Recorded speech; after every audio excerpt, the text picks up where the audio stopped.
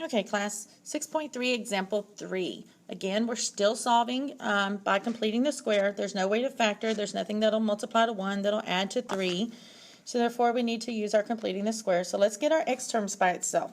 So we're going to move the 1 over, and it's going to give me x squared, minus 3x equals negative 1. Well, we know we want this side to be a perfect square, so I'm going to go ahead and include my blank.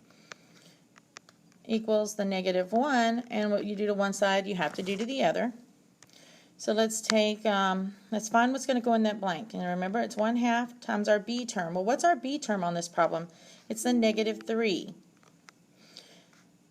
And so we're going to multiply that out, and we get negative 3 over 2, and then we square it, which gives us positive 9 over 4. That's the number that's going to go into the blanks. So when I go to factor the side, it's not quite so easy to factor when there's a fraction involved. But remember, I told you, it's whatever's going to go in that blank is that b over 2. It's going to be this number right there. So when I go to factor this, I know it's going to be x, and that b over 2 is a negative 3 over 2. So put minus 3 over 2 in both of them.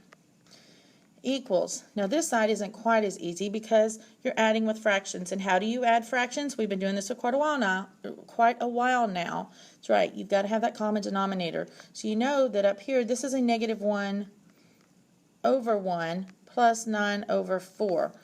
So just working on this right side right there, I'm going to find that common denominator, which is 4 times 1, which is 4. You multiply the 4 times 1, so multiply the 9 times 1. You multiply the 1 times 4, so multiply that negative 1 times 4. Now for the left side of this equation, I know if I have something times itself, I can write it as x minus 3 over 2 squared. Now I know in class I never let you leave a fraction inside the parentheses, because when we factor, that's not the correct way to write it. But we're solving this time. So if you want to leave it like that, it's okay. In the end, you're going to do the same steps to undo it if you go ahead and move the 2 over. So continue in, because I need to finish simplifying that right hand side. I've got the x minus 3/2 squared equals, and I end up with 5 over 4. So now we're going to take the square root to get rid of the square. The square and square root cancel, so you get x minus 3 over 2 equals plus or minus. Now remember, the square root of 5 over 4 is the same as taking the square root of them separately.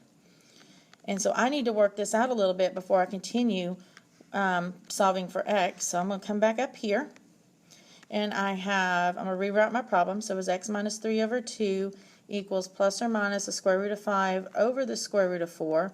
Well, we can work out that square root of 4. So x minus 3 over 2 equals plus or minus, can't do anything to the square root of 5. 5 is prime, but the square root of 4 is 2. So then I can add this 3/2 to the other side, and so that's going to give me x equals 3 over 2 plus or minus the square root of 5 over 2. And that's okay to leave the answer like that. It's a radical, so excuse me, you don't have to work them out individually. But what if my answers, let's say if it was a multiple choice question or something, what if my answers were just written as one fraction? Well, remember, to combine the fractions, you have to have the common denominator. In this case, I do. My common denominator is the 2's. So I could rewrite this as combine your numerators. So 3 plus or minus the square root of 5 all over that common denominator of 2. So I will actually take either of these answers. You could give me this answer, or you could give me this answer. They are exactly the same, but I want you to know that you can go from one to the other in case you end up with something later that has a multiple choice and it's written different than what you're used to seeing it. All right, good luck, guys.